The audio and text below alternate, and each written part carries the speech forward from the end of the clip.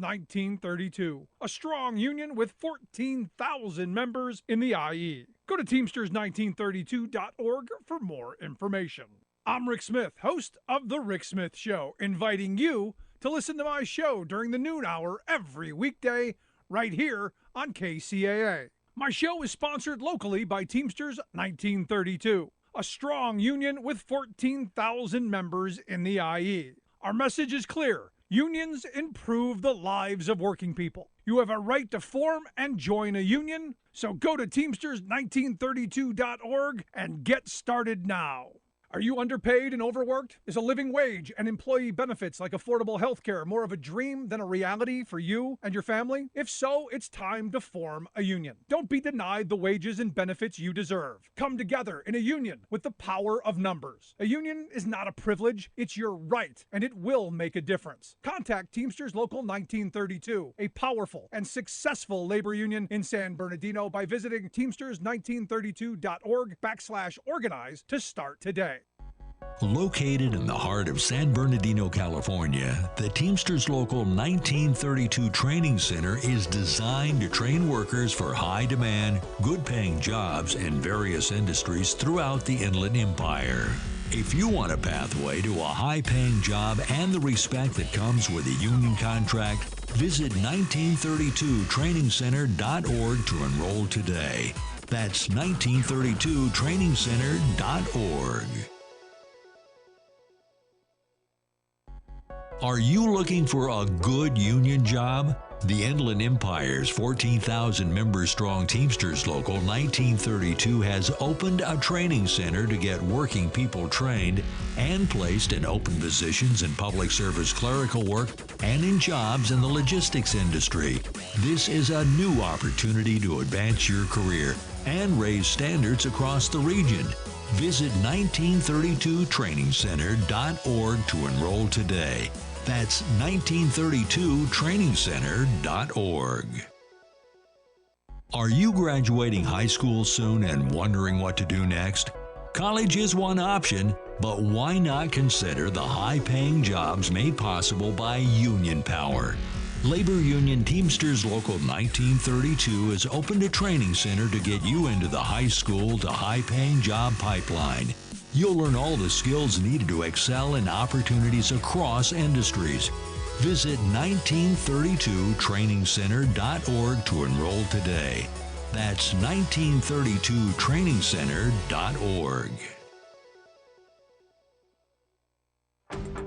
One of the best ways to build a healthier local economy is by shopping locally.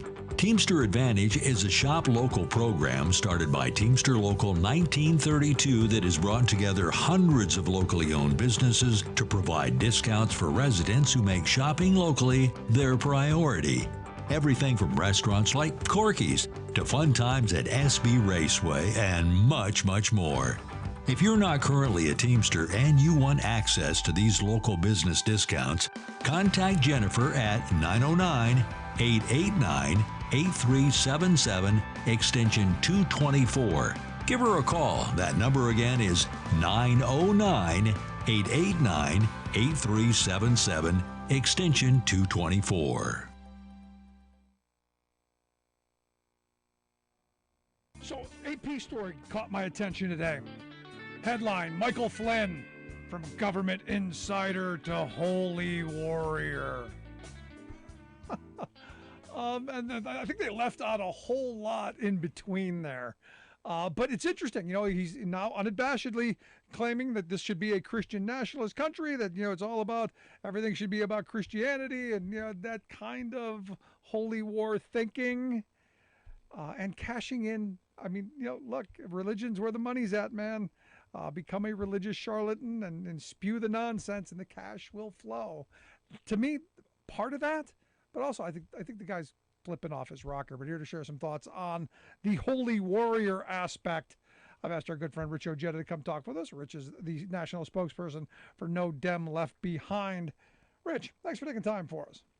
Anytime, Rick. I always enjoy it. So what do you think from government insider? He was national security advisor, part of that, to now Christian warrior. Well, I think what you said, it kind of makes me think that he's trying to lean towards becoming the next televangelist, because everybody knows how lucrative that is in the United States of America, and I could see him with dollar signs in his eyes.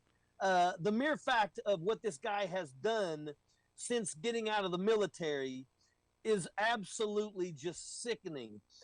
And like one of the things that Colin Powell said before his passing was that the Army should bring Michael Flynn back on active duty and court martial him for the crimes that he has committed. And it just seems like he gets worse and worse and worse. And it's quite scary, but it's also kind of scary when you think that a person like that actually climbed all the way to the level of 3-star general in the United States military. And I like to think that the leaders in our military, that you don't get to that level unless you have your stuff wired tight, solid, a good leader. And seeing Michael Flynn, I know that he's a rarity, but it just amazes me that he was able to climb as high as he did in the military. What do you say to the people, though, Rich, who go, look, we now see this leaked email of the Oath Keepers, membership list. A lot of them are military, a lot of them are law enforcement. That the military and law enforcement now, maybe more than at any point in our history, infiltrated by these kind of groups and this kind of thinking. Yeah, and they need to be absolutely purged from the military, purged from the police force, purged from running for office. All of these people, none of these people deserve to serve in leadership roles. I mean, if you were in the military and you were home on leave and you hung out with some of these guys, I get it. Maybe because I can remember Oath Keepers in my hometown, and there was a group of them, and they would always go and serve as the security for some of the festivals and stuff like that. But after seeing what took place on January the 6th, knowing how involved they were, we're getting ready to watch Elmer Fudd, their leader who shot his eye out on a daggone gun range. We're about to see him get, prosecuted.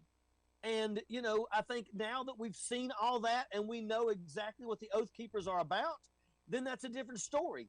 Some of these people need to be absolutely purged, but even if they're like young soldiers, they had better absolutely be willing to 100% denounce this organization. But what do you say to the people who look at the three percenters, the Oath Keepers, the Minutemen, all of these militia groups, and for years have been saying this is who they are? Why are we now surprised that they proved what people have been saying all these years? Yeah, well, it's easy to see these people and see how dangerous they are, and listen to their words that they spread and the propaganda that they spread. But on January 6th was different. January 6th was no more. It was no longer talking. Anybody can run their pie hole all they want, but when you actually put action to it, then that's a different story. It kicked it up another notch.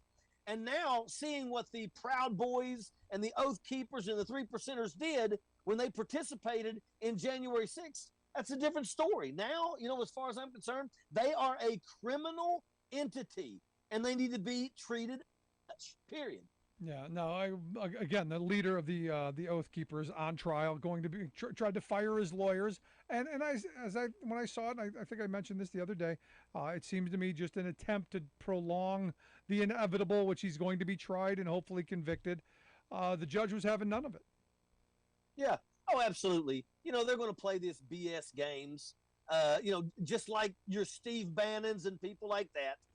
They always think that they're one step of everybody, and the truth is they're one step ahead of the poorly educated base. But anybody that's got their head on straight knows and can see them coming a mile away. At the end of the day, these people are going down. I believe that the leaders of the Oath Keepers and the Proud Boys, I look for at least 15 years. That's my thoughts. Wow, and that would be helpful. Now you brought up Steve Bannon. It's expected Thursday for him to be indicted. Yeah, I mean, and this was part of the whole stealing from the wall. And that's one of the things that always bothers me is you have all these people out here that are Trump loyalists that don't realize Donald Trump had 14 days between the time they stormed the Capitol until the time he left office. He didn't even try to pardon those people that stormed the Capitol for him because he didn't care about them. He pardoned Roger Stone. He pardoned Manafort. He pardoned Bannon. He pardoned Flynn. Those are the types of people that he pardoned.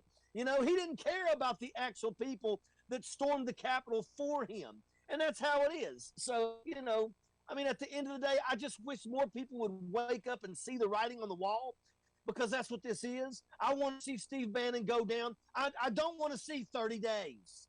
I mean, I know that on two parts of his crime, those can go up to a year each. I want to see him get a year for every one of them. You know, I mean, I'm sick and tired of watching people like that get a slap on the wrist, and average everyday people, other people, absolutely go down. Yeah, I'm right there with you. You're listening to the Rick Smith Show. We're Rich Ojeda. Rich is the national spokesperson for No Dems Left Behind. NoDemsLeftBehind.com, the website. We'll get links out on social media. I can check out the work that they do. Now, again, this is one of these moments where you look at the Trump administration, one of the greatest criminal enterprises I think that's ever taken office. And we're starting to see, I think, a number of people being on trial. How come we haven't really seen the kind of rolling over that I was hoping to expect? The rats really trying to save themselves. Do they still believe that in 24 he's going to become president and pardon the whole lot of them? No, I think that it's all about timing right now. I think that everybody, for the most part, wants DeSantis, but they know that DeSantis cannot claim to run for the presidency until Donald Trump is put away and denied to be able to run for the presidency. Because first and foremost, as long as Donald Trump is out there claiming he's running, nobody can run against him, because if they do, then they have to go against Trump. And no Republican can win without Trump's base. So what they're hoping is they're hoping that Donald Trump is going to be disqualified here soon, which he should be. And then somebody like DeSantis is going to say, hey, don't worry about it. If I win in 2024, I'll take care of you, Donald Trump. And then Donald Trump will then tell his base, support Ron DeSantis. And that's the only perfect scenario for them. Anything other than that is a no-go. If they don't arrest Donald Trump and he's a 2024 candidate, Donald Trump will never be able to win. He couldn't win the popular vote in this last race. And make no mistake about it, there's a lot of Republicans that are not voting for Donald Trump anymore, to include many that died during COVID. Yeah.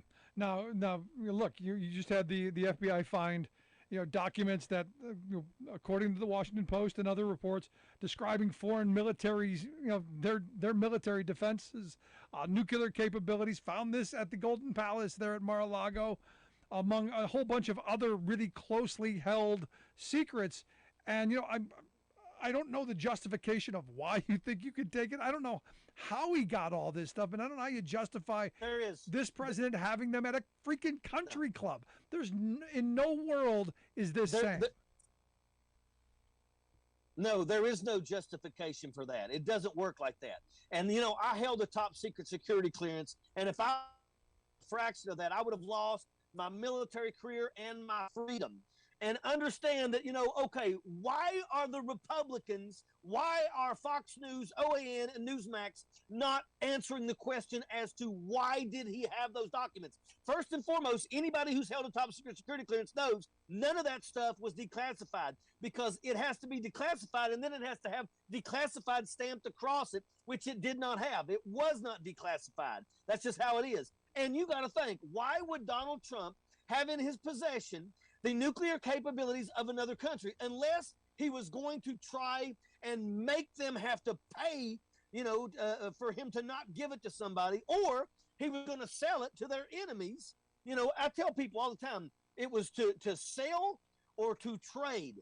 Those are the only two reasons why he had all those documents down there in Mar-a-Lago. And we now don't even know what has been seen, what has been photographed, what has been sent to other countries out there. We have no clue. And the truth is you can't put it past Donald Trump. He's a selfish, egotistical, narcissist, absolute sack is what he is. And I hope and pray that this man goes down. And we need to deal with him. Don't worry about the repercussions. Let these poorly educated knuckleheads rise up if they want to. They'll get put down too, but we got to squash this quick. Yeah, no, it does bring up the question. Jared Kushner got $2 billion from the Saudis. Maybe? Yeah, exactly. And you also have to wonder, did Jared Kushner give them the information where Khashoggi was going to be before they snatched him up and murdered him?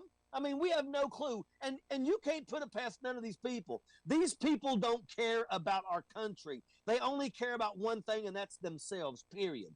Now, you said you had national security clearance. How hard is it to get a hold of these documents and the process? Because I'm still trying to figure out how he gathered all of this stuff. I mean, this is a lot of stuff, Rich.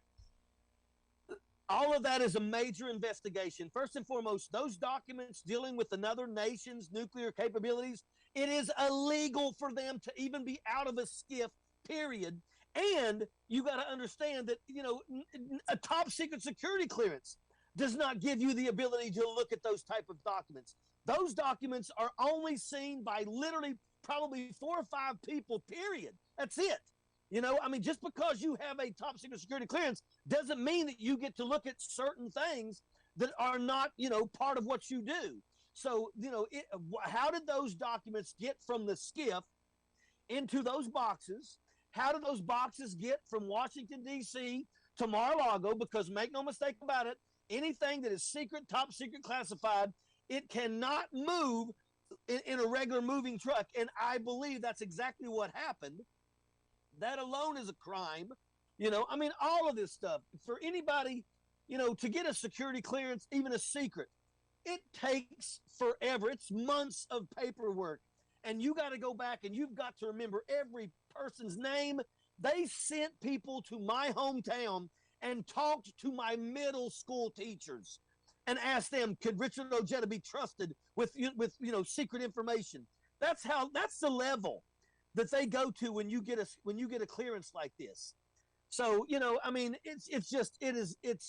it is just hard to imagine. Jared Kushner and Ivanka didn't even go through the process.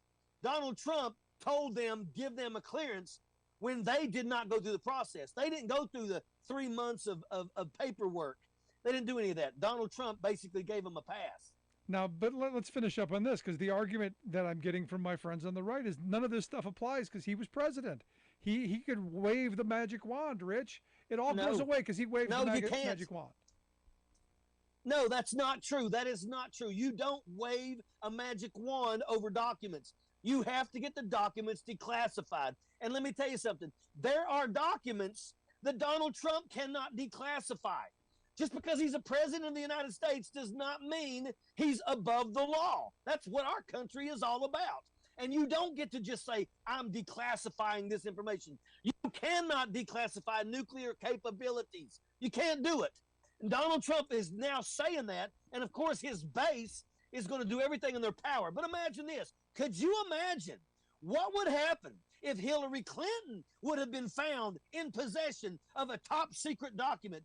They would have went absolute crazy. Remember, they had 4 years to find Hunter's laptop and Hillary's email, and they failed miserably. But that's the same crowd right now that acts as if Donald Trump didn't do anything wrong. Make no mistake about it. Those were the ones that were screaming, lock her up the entire time. And it's absolute garbage. No, I'm right there with you. Rich, as always, great stuff. Appreciate the time, man. Keep up the passion. All right, brother. I appreciate you, man. Our good friend Rich Ojeda. Make sure you check out the website, NoDemLeftBehind.com. We'll get links out on social media. I can take a look at that. Quick break. Right back. Stick around.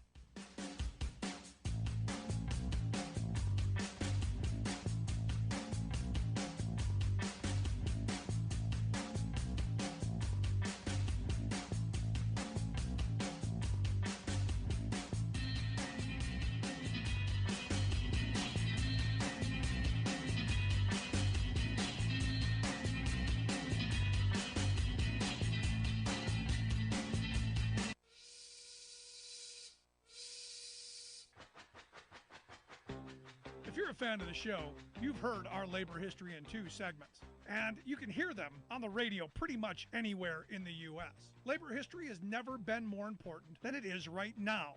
So here's what we'd like you to do. Tell a teacher. Tell a teacher that labor history is important and that they can get digestible 2-minute lessons that are absolutely free. Free to download, free to use, free to share. Tell a teacher to go to thericksmithshow.com/history and help us put labor back where it belongs, in the classroom. You know, generations of American workers fought, bled, and died to build the American way of life. It's our job to keep their stories alive. Go tell a teacher that we're here to help them do just that. Find us at thericksmithshow.com/history today.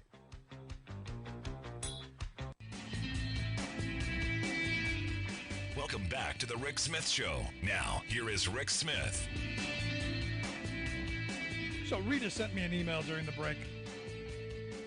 She writes, Rick, in response to all these draconian laws being passed in red states to ban abortion and control women's bodies, if women decided to refuse to have sex as a way to protest and prevent forced pregnancy, I bet right-wing Republicans would then pass laws to decriminalize rape.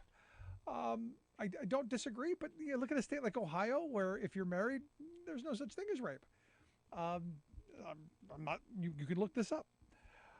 They've already done that, so to speak. So there's no withholding. Sorry, but I get the point. You know, it is about the power and the control, and this is where I keep saying, you know, listen, pay attention. If you've got daughters, listen, pay attention. You know, I've said this in the past. You know, I could live in conservative world as a white guy, simply.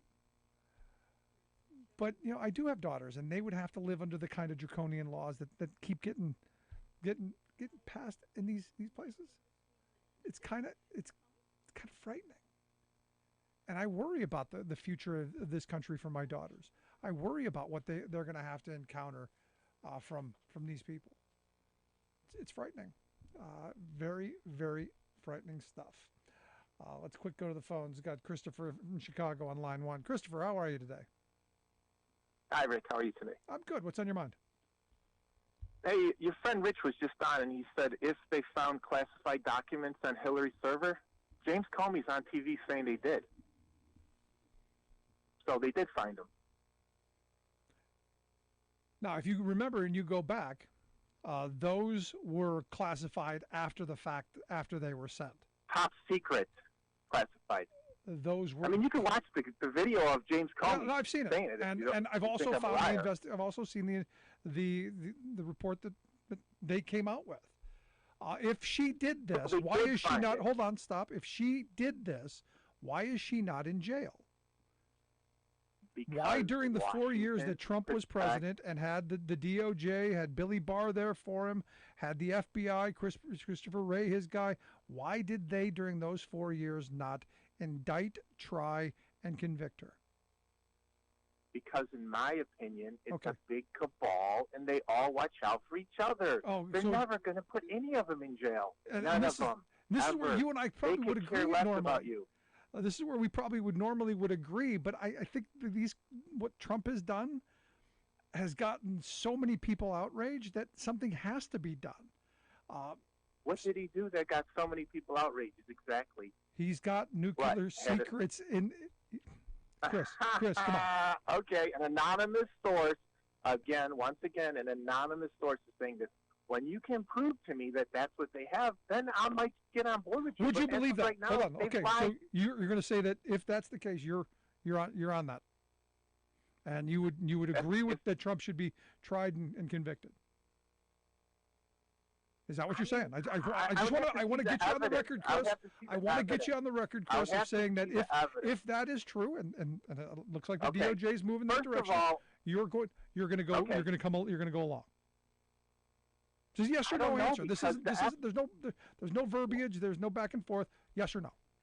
Wait, there's no. I mean, the FBI has proved to lie. No, you see, you keep filibustering. You're not answering the question. The question is very simple. Why would I say yes very to that simple. when they're untrustworthy? They're untrustworthy. Right. Why would I believe them? There you go. Okay, That's the truth. So you're going to That's believe the truth. nothing. They lied to a There's no report. there's no point in going any further with it then. No matter what comes out, Why no matter did James what Comey get is fired? presented, Why did no matter what you're saying is no matter what is presented, you're not going to believe it and you're immovable. And I get that, Chris. Okay. no? If there's That a is no, that's what you just said. You preponderance said of you don't evidence, believe them, and I get it, and I appreciate it. Thank you.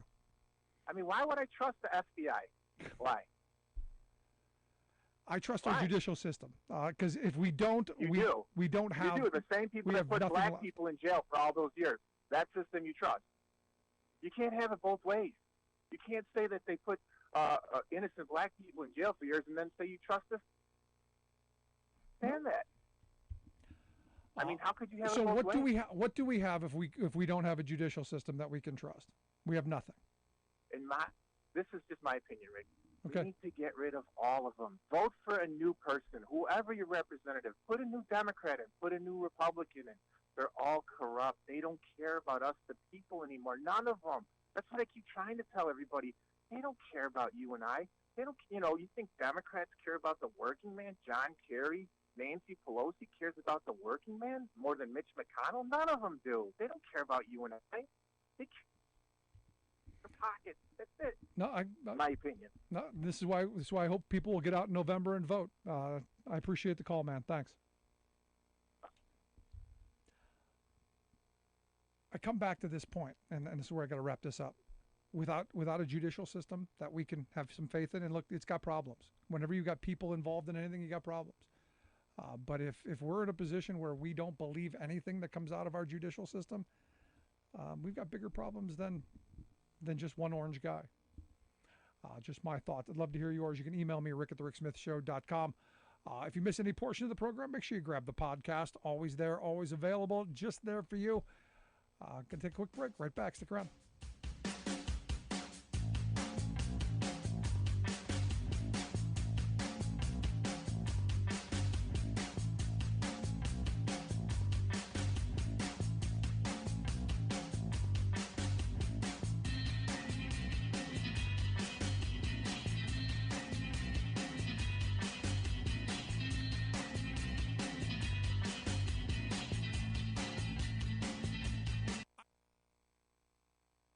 I'm Rick Smith, and this is Labor History in 2.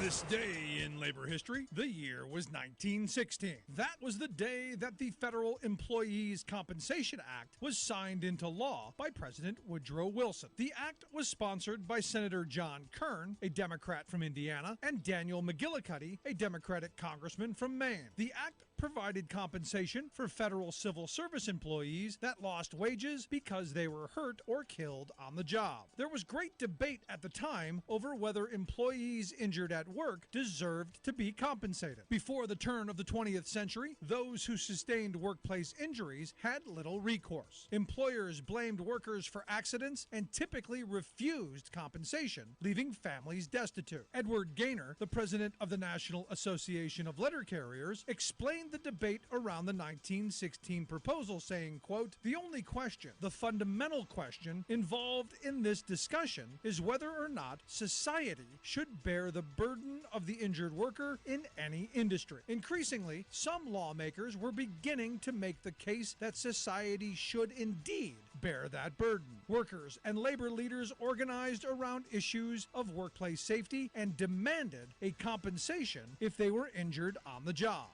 The law providing such a safety net for federal employees was passed through the House of Representatives by an overwhelming margin of 288 to 6. Although the act only applied to federal employees, it was an important step forward in recognizing that all workers deserve to be compensated for workplace injuries. The Federal Office of Workers' Compensation Programs that operates today traces its history directly back to the 1916 Act. And because of this 1916 Act, 3 million federal employees and their families are covered under the Act's protection. In the world of work, what two occupations might seem to have the very least in common? How about long-haul truck drivers and school librarians? Yes, an odd pairing, but solidarity forever. Start with truckers. The job is literally a grueling haul. You're wrangling a massive 18-wheeler some 500 miles a day for 2-3 weeks straight, putting up with traffic jams, storms, bad roads, lunatic drivers, helter-skelter scheduling, truck stop food, sleeping in the truck, and battling fatigue, aches, your bladder, and loneliness. Trucking used to be a good union job with decent pay and conditions, until the deregulation craze 4 decades ago brought in Wall Street profiteers and fast-buck hustlers who turned the industry into anti-union exploiters. As a result, the yearly quit rate for drivers is almost 100%. But rather than retaining drivers by upping pay and stopping their torturous treatment, the corporate bosses have rushed to Washington, demanding access to an even cheaper pool of low-wage workers, teenagers. Yes, put an 18-year-old on that 18-wheeler and keep them profits rolling. And here's another good job suddenly turned ugly: school librarian. Yes, while student enrollments rise and the need for these nurturers of our society's literacy is greater than ever, their quit rate is soaring, not because of pay or long hours, but because of raw right-wing politics. These dedicated, invaluable educators are literally being abused by demagogic GOP politicians and their extremist partisans who've launched an anti-librarian crusade, including book banning and witch hunting. Come on, how twisted are you to pick on librarians? This is Jim Hightower saying, forget the law of supply and demand. Today's job market is being ruled by greedmeisters and political lunatics.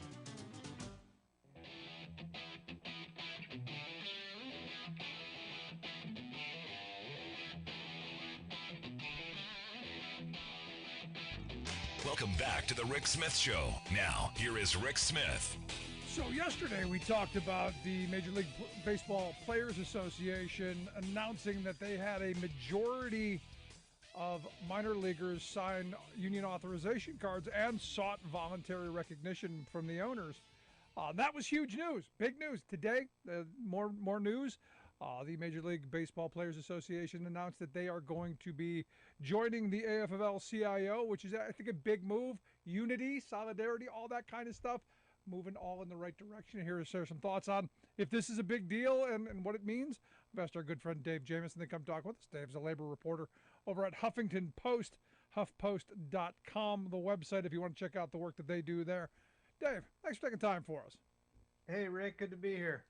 So let's start with the authorization cards. This was quick. I mean, this was bang, bang, bang. Like a week and a half or something like that. Yeah, that's what Tony Clark, the executive director of the MLBPA, had to say. That it really was just a matter of days. They feel like things were pretty primed for it, and it's coming together fast. So that's majority support, and in a week and change. Given all we've heard about the conditions in the minor leagues, maybe it shouldn't be all that surprising. Well, I got to tell you, this is one of those things where you go, it's 2022. I remember this stuff back when I was a kid, in the 80s. Why is this taking so long? Yeah, I think there's probably a part of it too, and Tony Clark and Liz Schuler, president of the AFL-CIO, both said this today, that they that there's something going on with young people in unions right now, and they see what's happening with the minor leagues as a part of that, sort of a bit of an awakening happening of younger people deciding to have a little more agency at work and wanting to kind of have a say over the terms. Yeah, and I would argue they actually put a little work into doing it. Maybe. I mean, how I guess the question I should ask, to be fair, how much effort have they put in the past to trying to organize the minor league players? It's a great, yeah. I think that's absolutely a factor, and it's clear that at this point they're very serious about it, and I think that's a big reason the campaign among the minor leaguers is sort of dovetails with the announcement they made today of joining the AFL-CIO. The Major League Baseball Players Association. They've never been an affiliate, in the history of their organization, and now they are. And I think it's, I think there's a lot of reasons at play for why it makes sense now. I think what the players union has been through the last few years. You had the shortened 2020 pandemic season where there was a lot to figure out and a lot to bargain over, and then of course the lockout that preceded this season, but also this effort that they have cooking in the minor leagues right now. I think it kind of makes sense to come under the tent, be part of the AFL-CIO. There's probably ways that the federation can help in what is it's a really big organizing effort, right? I mean, they have around 1,000 members in the major leagues of professional ball players, and I think the minors, it's more on the range of 5,000. So there's a lot of work to do, and this is probably the beginning, not the end. So the more help they can get, probably the better for them. So the other question then becomes: you got the majority of cards signed. Does Major League Baseball and the owners, do they recognize the union? Do they go in a long, drawn out assault campaign? How do you see this playing out? It's hard to say. I mean, they said they have a cleared 50%. I don't think the league is going to cave. If they say they've got 50% cards, they're probably going to want to keep building that support. I do think there's probably going to be a lot of public support for it. I think. I mean, obviously, we know that the general approval of unions is high. The general public likes unions a lot, particularly right now. But also, I think there's increasing awareness of the working conditions and the wages in the minor league system. And so I don't know whether, the league would be up for a really ugly, bloody battle over this. But we've seen it time and again how willing, how far employers are willing to go. You look at Starbucks right now and others, the willingness to fight this sort of thing. So, I wouldn't make any predictions on their willingness to voluntarily recognize. Yeah, I mean, because again, this is one of those. They've got the money, they've got the power, I would assume, but public sentiment would have to play into this. And I said yesterday, I go, it would be interesting to see if the major league players were willing to, I don't know, potentially go on strike at some point down the road to support them, because ultimately, and we had a caller yesterday saying, what we need to be doing is everybody needs to strike. That's the power we have, and the reality is I think we're going to see more strikes at some point in the near future. Well, I think that it's a big question that hangs over this move that the players union is making. They're framing this, of course, as an effort towards solidarity, joining the AFL-CIO. They say they have more growing awareness of working conditions on the fringes of the sport. Look, when they had the lockout, you had thousands of ballpark concessions workers, members of Unite Here, who were out of work. You had IATSE members who work in broadcasting who did not have work. So the lockout had a big impact on other, lesser paid workers than professional ball players. But, as some people remarked to me today, they think kind of the proof will be in the pudding in terms of whether they really do a show of solidarity, whether you see ball players being more outspoken in support of other workers. And obviously the minor leaguers, that will be a big test case, right? If there is an ugly fight over unionization in the minor leagues, to what degree will we see player reps and other really high profile ball players going to bat for them? No, that's an excellent question. You're listening to the Rick Smith Show with Dave Jamieson, labor reporter at Huffington Post, huffpost.com, the website, if you want to check out the work that they do. We'll get links out on social media. Now, you talked about, the working conditions of the players in the minor leagues, and I don't think most people know. I mean, some of the people I talked to, we get back when I was younger, and I alluded to this earlier, things were so much worse. They were poorly paid. It was driving around on rickety buses. That whole Bull Durham kind of mentality of what the minor leagues are supposed to be like. What are the working conditions today? Yeah, it truly is. Like, I mean, these are players. They've been filing minimum wage lawsuits. I mean, that tells you a lot right there. You hear anecdotes of players, sleeping in their cars or whatever to save money. I mean, people who are trying to grind it out and make it, and they're really, just not getting by while doing it. So I don't think this is a situation where you unionize and all of a sudden, you see tremendous wage gains. I think they're more just talking about basic sustainability making enough money to eke by and have a little dignity while you're doing it, because the pay really truly is that low. And I think there's, like in a lot of jobs, there's an element of well, hey, look, you know this is an amazing opportunity you have. How much can you really expect to be making? You're sort of living the dream right now. And I think we've seen advocacy groups in the minor leagues sprout up in the last few years to really push back on this and try to get these players some more decent working conditions. Yeah, I mean, it's one thing to to follow your dreams, but it's another thing to do that and then live in poverty and like you said, have to live in your car. I mean, there's for me, this would be about putting a floor under their feet and saying, nobody's going to fall below. We're going to at least pay minimum wage.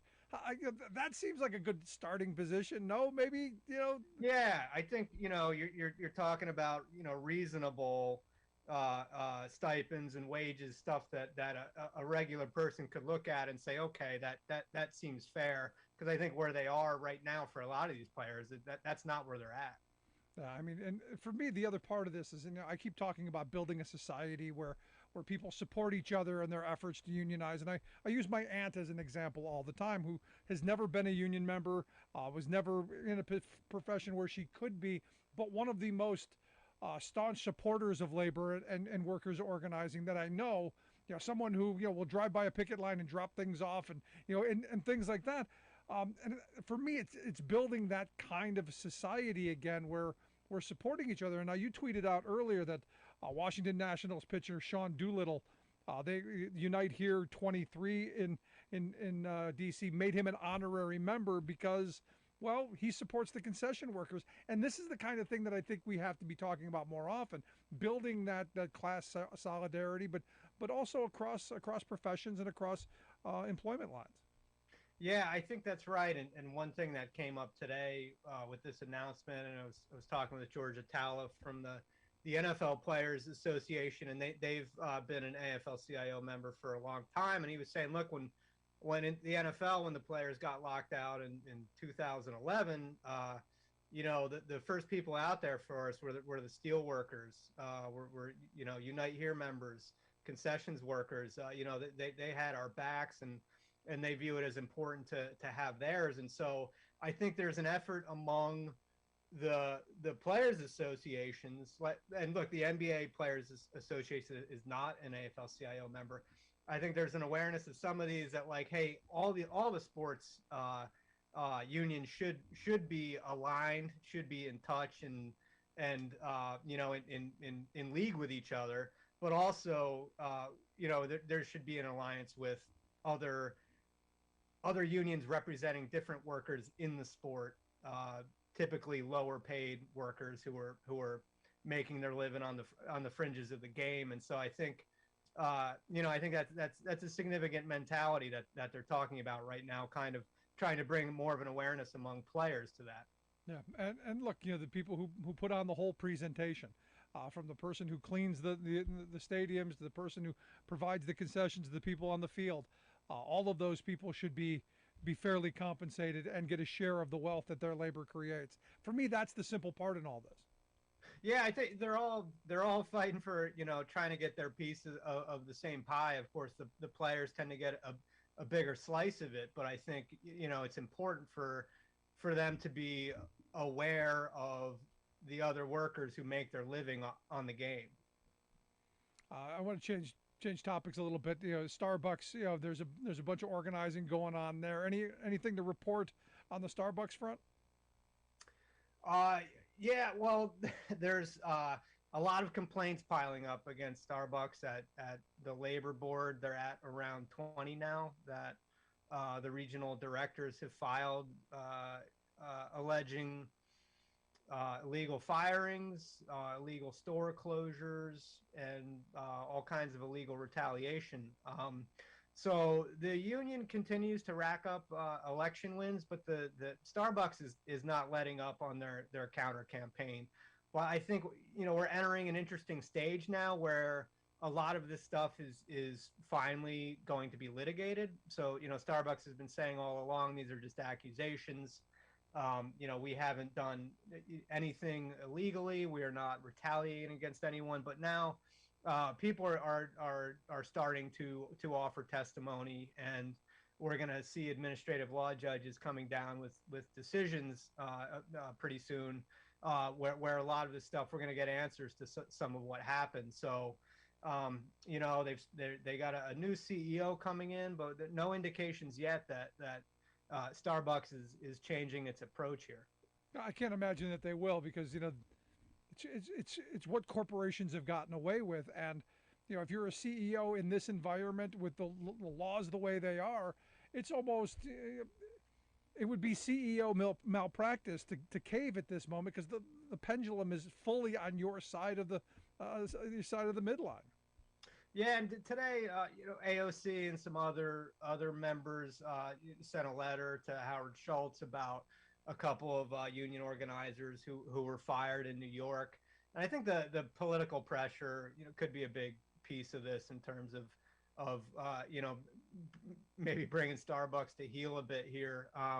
They have a big bargaining fight going on that's in its early stages. You got these workers all over the country who are trying to coordinate with one another and get on the same page at what they bargain. But the political component is going to be, I think, a big one, moving forward, and kind of how much pressure is there on the company to settle these cases and to come to an agreement at the bargaining table. Yeah, I keep coming back to at this point, it's a good time. It's good timing, having a Biden appointee as the general counsel there at the NLRB, and it's a good moment to maybe get some right decisions there.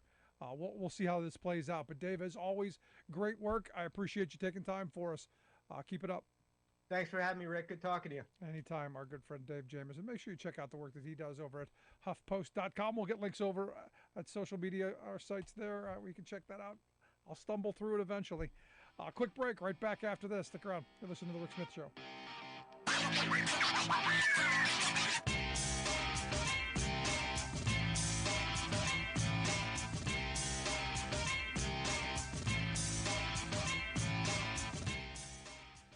I'm Rick Smith, and this is Labor History in 2. On this day in labor history, the year was 1980. The 32nd annual Emmy Awards show took place despite 51 of the 52 nominated performers boycotting the event. At issue was a strike by the members of the Screen Actors Guild. Powers Booth was the only nominated actor to attend. He won the Emmy that year for portraying the cult leader Jim Jones in a made-for-TV movie. In his acceptance speech, he acknowledged his lonely presence at the Emmys. He said, "This is either the most courageous moment of my career or the stupidest." SAG members, along with the American Federation of Television and Radio Artists and the American Federation of Musicians, all went on strike that summer. Members of the Screen Actors Guild were displeased with their salaries. They wanted a 32% increase. They were also concerned about changes in the industry. They did not feel they were being compensated for the revenue they helped generate through paid cable and video cassettes. The Screen Actors Guild had its origins in the Maskers Club. Actors formed that club because they were upset with the grueling hours expected of them by Hollywood studios. Eventually, in 1933, the Screen Actors Guild was started. After initial hesitation by some big-name actors to join the union, SAG membership grew from 80 to more than 4,000 members. Many famous actors supported the union, including Humphrey Bogart and James Cagney. In the late 1940s, future President Ronald Reagan was elected president and served as president of SAG for 7 terms. The 1980 strike was one of the longer strikes in the union's history, lasting 94 days and settling at the end of October. Hooray for Hollywood, that phony super coney Hollywood. Labor History in 2 brought to you by the Illinois Labor History Society and The Rick Smith Show. For more information, go to laborhistoryin2.com.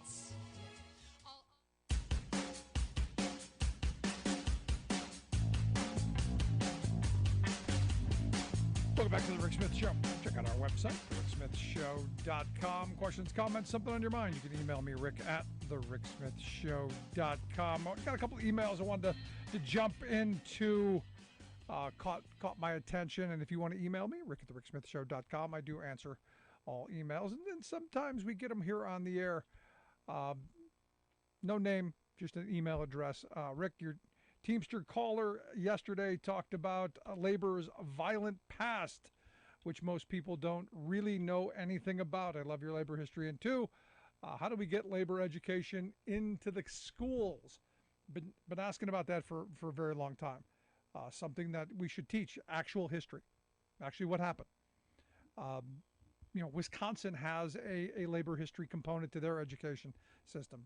I think it's a quarter, sometime in high school, where you learn about, the struggles, the battles, the fights, the labor wars that happened in this country. And I say that component, and I'm surprised that the Republicans, and maybe they have, if my listeners in Wisconsin want to chime in and let me know. It's, back in 2011 when you had the huge uprising of, everyone going to the Capitol, that was cited as one of the things that they hearkened back to their education and understanding how important labor organizing is and standing up in the face of fighting for labor rights. So when Scott Walker at the time, through Act 10 was trying to, and eventually did, basically screw over all the state workers and, did a whole bunch of really, really terrible things that didn't help the state and certainly didn't help workers. Helped the rich people though. And that's what it was meant to do. But all of those TAAs from the University of Wisconsin-Madison who started that uprising, that's what they hearkened back to. So yeah, we need labor education. It's part of why we do labor history into.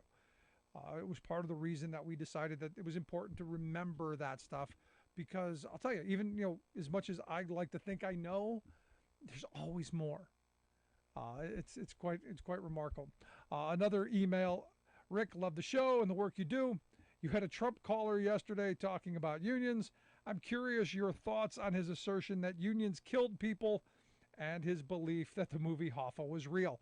Well, the movie Hoffa was, there were some liberties. I remember I had interviewed former President Jim Hoffa about his father and about the movie, and no, they did push back on it. Now I do find the movie entertaining. I find it interesting. Now there are stories that kind of stuff did happen. My grandfather told stories of people doing things that they weren't proud of. But when you're put in desperate situations, when you're in desperate conditions, desperate people do desperate things. And that's where I'm going to leave that. Do I know that unions killed people? I think there was the mine worker story. Anytime you've got people doing things, you've got people doing things, man. And if we're going to go down that path, compare, what's corporate America done? How many people did they take out over the years? So history is what it is. People fighting for their opportunities. And again, history we should be learning, an unvarnished history. That there was some stuff that went on. That simple. Now, question becomes, in this moment, learning our history, do we want to have a desperate working class? Do we want to have people who have nothing left to lose? And we're getting there. You listen to a lot of the people who are organizing right now in large numbers. They're almost to the point where there's nothing to lose. There's no hope and opportunity. That idea that we talk about in the program all the time, work hard, play by the rules, get ahead. That get ahead part is really important to that equation. And too many people, it's not yet there for them. James writes, got another email talking about my interview with Secretary of Labor Marty Walsh. Said that he loved the discussion about the Fast Food Act in California. Hope that the plight of workers and the ability to do better. The part that caught my attention is he said that we're coming in the first generation of Americans who, for the majority, have no pension savings for their retirement. Ask presently what 60-year-old adults who have paid their mortgage, who put their kids through college, what they have in their 401ks. He says the ones that I have asked have anywhere between $20,000 and $60,000 to last potentially the next 20 years. And this is what I've been saying for a while. we're heading towards a retirement crisis because there's going to be people my age and a little bit older who are heading into retirement with nothing. You know, the average 401k, you know, they say something like $20,000 because, well, we changed that defined benefit union pension because we allowed unions to get busted up. And they sold us on this idea that, hey, we can all be millionaires. We can all have you know, $1 million 401ks. And I remember the first time an employer told me that. And years ago, I started a place and they go, you're going to have the option of a defined benefit or the defined contribution. You can choose at the end. And if you work here 30 years, you're going to have $1 million. You're going to be a millionaire. And I'm going, the only way they're going to let a dump truck driver have $1 million if a loaf of bread you need a wheelbarrow to pay for. You need a wheelbarrow full of cash to pay for because the powers to be just aren't going to allow someone to have that. And you look at the number of crashes on Wall Street and the amount of resources they've screwed working people out of. Now, am I against savings? No, I save myself. I put money into retirement accounts and things as everyone should. But because of my union, I still have a defined benefit pension that when I retire, I'm going to get, this is what we're going to get. And I want that security for every working person. This is, again, as a working class, something we should be talking about, not just whispering about, something we should be demanding once again. That kind of security, that, again, the idea that if you work hard, you play by the rules, that you get ahead. It seems pretty simple to me. It seems, well, logical. And seems like something we had better figure out how to get to at some point. Because look, you know, there's a generation of workers. You want to see angry people? Wait till they get to the end and there's nothing there. And they're working till they're dying. Now look, Ron Johnson's got an idea. You don't need to retire. You can just work all the way to the end. You just won't have to pay taxes at the end. But keep working. Yeah, that's it. Because that's where conservative ideology wants to take us. You spend your golden years working a crummy job for low wages. There you go. Thanks for tuning in. We'll see you back here next time. You miss any portion of the program, make sure you grab the podcast. Thanks for being here.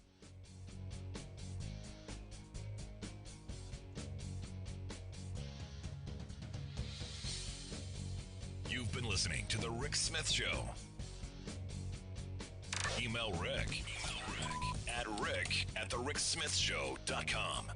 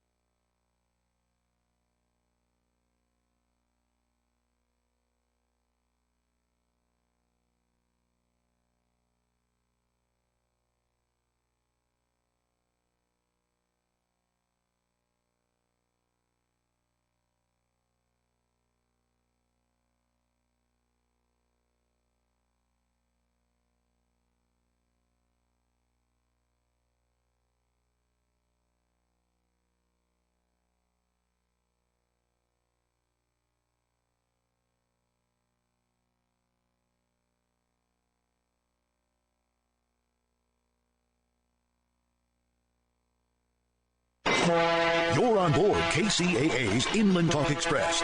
KCAA, Loma Linda, 1050 AM, the station that leaves no listener behind.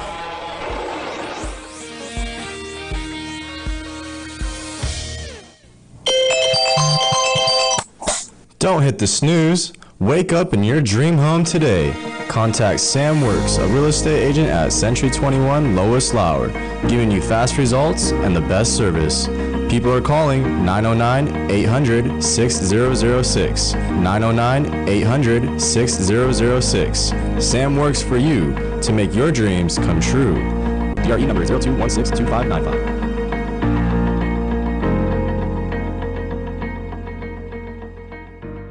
Medicare Clarified.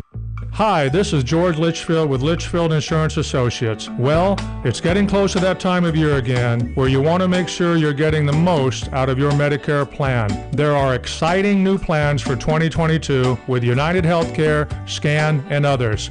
For your no-obligation review, people are calling 951-314-1949. If you're turning 65, new to the area, or losing group coverage and have questions about Medicare, you are invited to our new offices and resource center at the Sundance Corporate Center, 835 Highland Springs Avenue, Suite 305 in Beaumont. For your no-cost Medicare consultation, people are calling 951-314-1949 to get their Medicare clarified.